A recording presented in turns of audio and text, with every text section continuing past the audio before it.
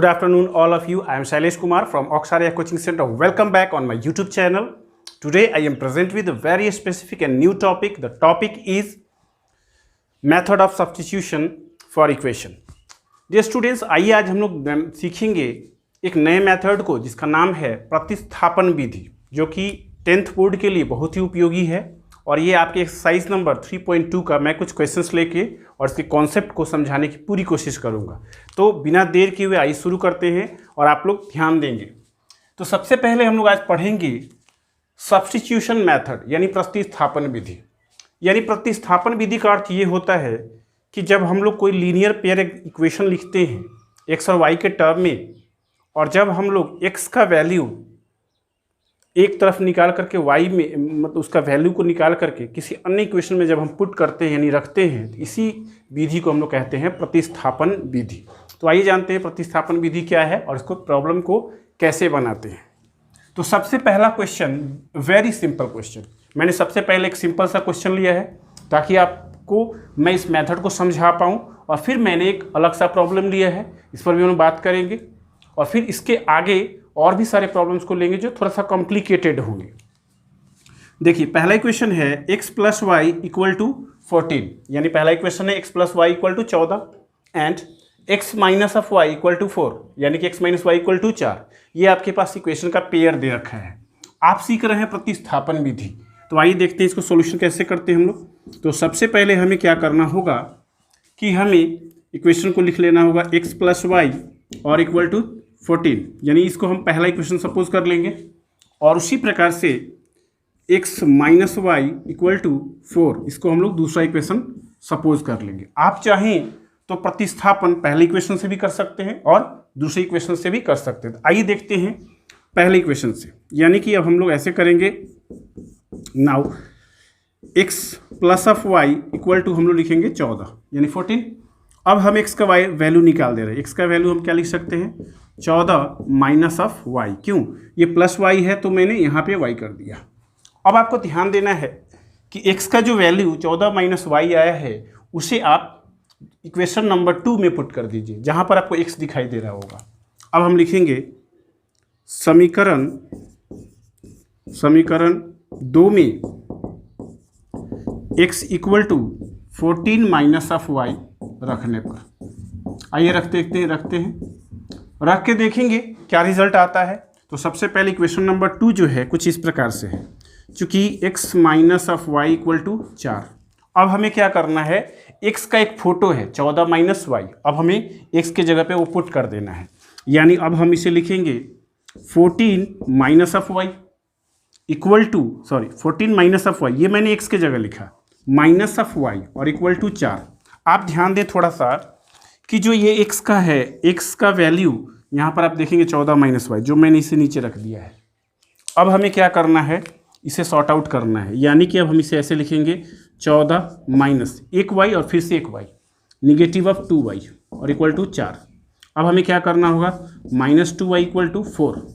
ध्यान दें ये जो 14 है प्लस है तो यहाँ पे जाएगा तो माइनस 14 हो जाएगा। अब हम इसको ऐसे सॉल्व कर सकते हैं, minus of 2 y equal to, यहाँ पे प्लस है, यहाँ पे कोई साइन नहीं रहेगा तो प्लस अंडरस्टूड करेंगे, एक प्लस हो एक माइनस हो तो हमेशा घटाते हैं। यानी 14 में से 4 घटाएंगे 10 होगा, 10 हमने लिख लिया।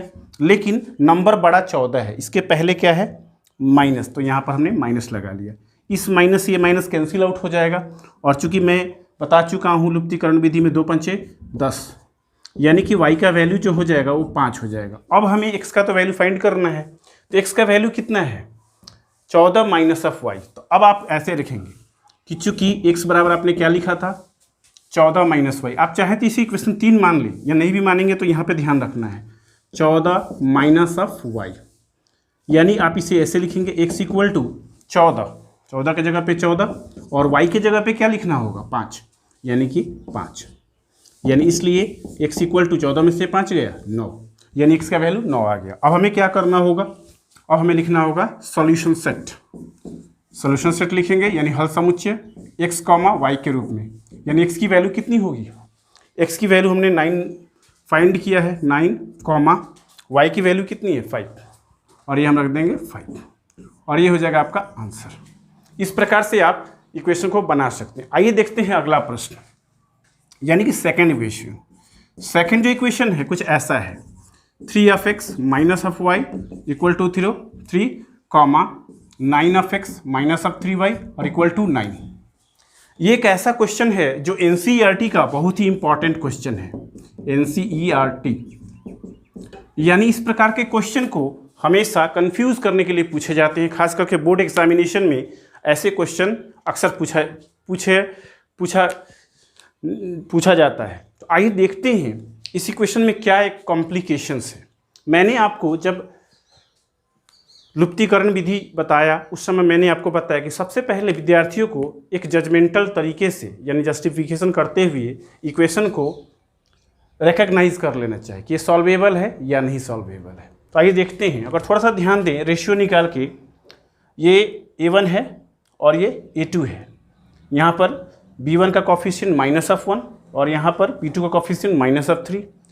सेम एज 3 जो है C1 है और 9 जो है C2 है। तो आइए देखते हैं, पहले इसको सॉल्व करने की कोशिश करने से पहले रिकग्नाइज कर लेते हैं। आप लिखेंगे A1 के जगह 3 और B1 के जगह पे लिखेंगे -(1). क्यों? y का कोफिशिएंट कुछ भी नहीं दिखाई दे तो -1 रखेंगे। और C1 के जगह आप क्या रखेंगे? C1 के जगह रखेंगे 3। उसी प्रकार से A2 के जगह रखेंगे हम A2 यानी 9। दूसरे इक्वेशन का पहला। B2 की जगह हम क्या रखेंगे? -3 और C2 की जगह हम रख लेंगे 9। अब हमें क्या करना है? कंडीशन अप्लाई करना है। कंडीशन क्या कहता है? तो आइए देखते हैं कंडीशन। सबसे पहले हमें जांच करना है कि ये इक्वेशन जो है सॉल्वेबल है या नहीं है। तो हम लोग लिखेंगे A1/A2 बराबर B1/B2 और बराबर C1/C2। हम ऐसा लिख लेंगे पहले। क्यों? क्योंकि हम इसके कंडीशन को अभी नहीं जानते, अब हम जांच करके देखेंगे। आइए देखते हैं। तो सबसे पहले A1 3 है, A2 क्या है? 9 है, -1 -3 और 3/9। आइए देखते हैं। माइनस से माइनस कैंसिल आउट, 3 1 जा 3, 3 3 जा 9, 1/3। यहाँ पे भी कैंसिलेशन करेंगे, 1 1 जा 1, सॉरी 3 1 जा 3 और 3 3 जा 9। यानी आप देख पा रहे हैं कि इसका अनुपात 1/3, 1/3 और 1/3। और मैंने आपको पहले ही बता रखा है कि यदि किसी लीनियर पेयर इक्वेशन में A1/A2 बराबर हो जाए B1/B2 और बराबर हो जाए C1/C2 तो आप समझ लें कि इस समीकरण निकाय के अनेक और या अनंत हल होंगे। और इस निकाय को हम लोग कौन सा निकाय कहते हैं? आश्रित निकाय। यानी कि जब ये क्वेश्चन आता है विद्यार्थियों के सामने तो बनाना शुरू करते हैं और इसका बहुत सारा वैल्यू निकलने लगता है और विद्यार्थी परेशान हो जाते हैं, भाई आंसर मैच नहीं करता है। तो आप ध्यान दें, कुछ ऐसे क्वेश्चन को आप देख करके हमेशा कोशिश करें कि पहले रिकग्नाइज कर लें कि सॉल्वेबल है या नहीं, फिर आगे स्टेप लें। तब तक के लिए आप इसका स्क्रीनशॉट ले सकते हैं।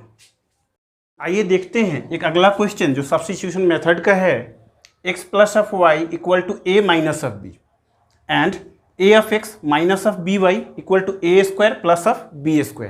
बहुत ही गजब का कॉन्सेप्ट दूंगा मैं, इसमें ध्यान दें। ये बहुत ही इंपॉर्टेंट क्वेश्चन है जो बोर्ड में अक्सर पूछा जाता है। आइए ध्यान देते हैं प्रतिस्थापन विधि में इस क्वेश्चन को हम लोग कैसे बनाएंगे। ध्यान दें, x + of y = आपको a - b दिखाई दे रहा है और a(x - of by) = a² + of b² दिखाई दे रहा है। अब हमें इसे बनाना है। कैसे बनाएंगे? तो सबसे पहला तरीका कि सॉल्यूशन लिखते हुए हमें इसे सब्स्टिट्यूट कर देना है। यानी हम लोग इसको ऐसे लिख सकते हैं, x + of y = a - of b। अब आप किसी एक को सब्स्टिट्यूट करें। तो अगर आप चाहें तो x = आप क्या लिख सकते हैं? a - of b और ये जो प्लस y है तो यहाँ पर -y हो जाएगा। आप इसे ऐसा लिख सकते हैं। ये x के जगह मैंने प्रतिस्थापन कर दिया। आप इसका नाम रख दे कोई, मान लीजिए हमें इक्वेशन इसे 1 कहना है और इसे 2 कहना है, तो ये आपका 3 हो गया। अगर आप चाहें इसे नाम देना तो दे, नहीं तो कोई भी बात नहीं। यानी x = a - of b -y हो गया। अब हमें क्या करना है? इसको पुट करना है इस इक्वेशन के अंदर। यानी कि अब समीकरण 2 में x = a - of b -of y रखने पर रख दिया जाए। इसे हम रखते हैं। देखिए, चूँकि हम जानते हैं कि क्वेश्चन नंबर 2 कुछ इस प्रकार से a(x - of by) और = a² + of b²।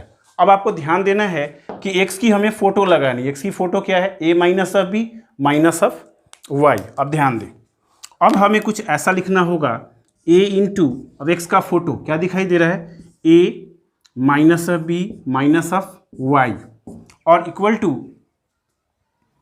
Sorry minus of B Y, equal to नहीं, यहाँ पे minus of B Y equal to A square plus of B square. ये आपका इक्वेशन पूरी तरह से एक्सपेंड हो गया। अब हमें क्या करना होगा, यहाँ पे तो मल्टीप्लाई करना होगा। मल्टीप्लाई कैसे करते हैं, ए से ए में मल्टीप्लाई करेंगे तो ए स्क्वायर, फिर ए से मल्टीप्लाई करेंगे बी में तो माइनस ऑफ ए बी, चूँकि यहाँ पे निगेटिव साइन है, और फिर इसी ए से अब हमें करना होगा वाई में, यानी minus a of y. Clear है।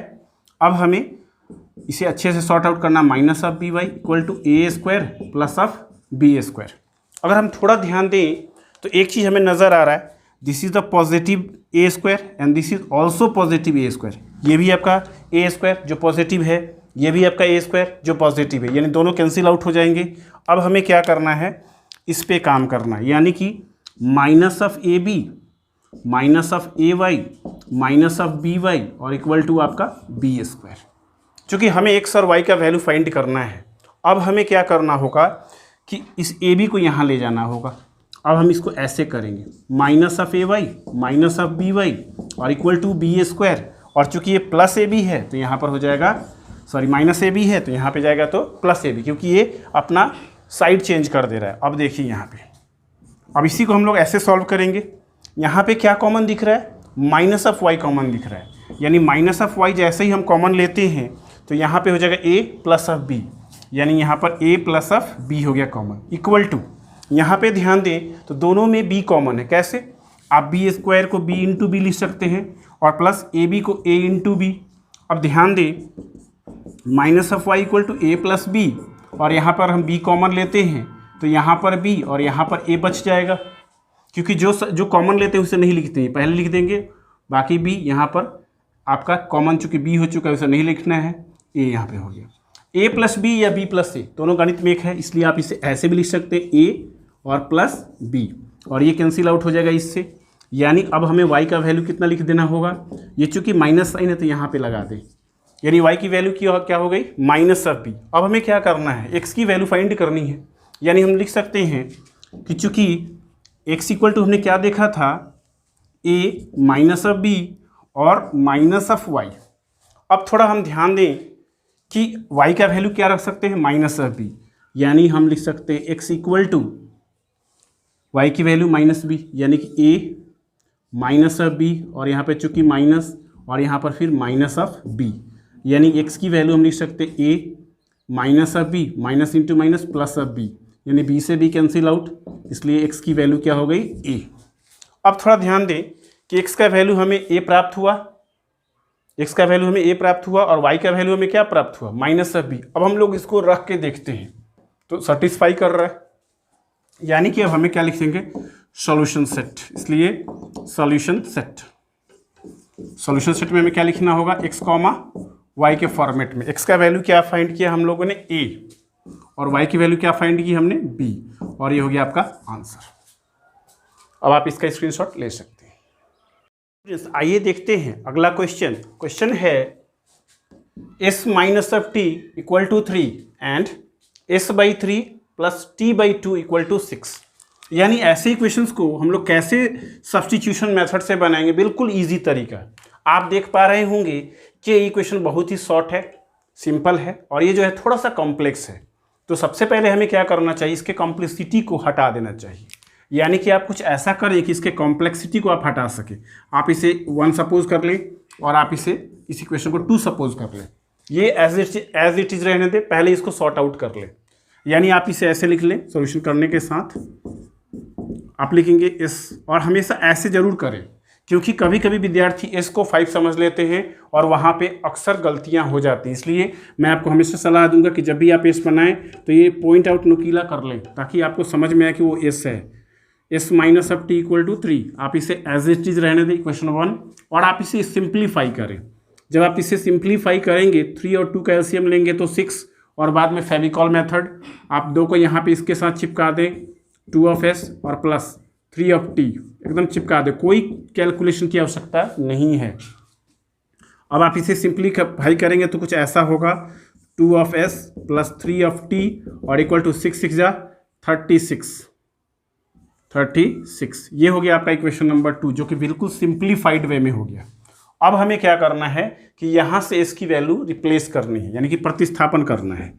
यानी आप इसे ऐसे लिखें s equal to 3 plus of t, क्यों? क्योंकि निगेटिव साइन है तो इसके साथ जुट गया, यानी पॉजिटिव हो गया। अब इस एस की वैल्यू हमें इस इक्वेशन में पुट करना है ताकि हम वैल्यू आसानी से फाइंड कर सकें।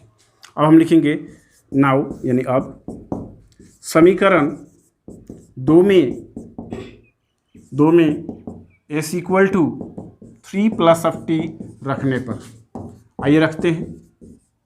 अब हमें 2 में रखना है, यानी कि इक्वेशन 2 जो है हम लोग कुछ इस प्रकार से है 2 of S plus 3 of T और इक्वल टू 36, ये हम लोग का इक्वेशन 2 है। अब हमें इसका फोटो लगाना है 2, इसके जगह पे क्या लिखेंगे 3 प्लस ऑफ टी और यहाँ पे लिखेंगे 3t इक्वल टू 36। ध्यान रखें मल्टीप्लाई करें, 2 3 6 और फिर 2 से 2t और ये हो गया 3t। अब ये हो गया 36। देखिए 2 बार आपने चाय पिया, फिर 3 बार आपने चाय पिया, कितना बार चाय पिया 5 बार। टी को आप चाय समझ लें यहाँ पे 6 प्लस 5 ऑफ टी और इक्वल टू 36।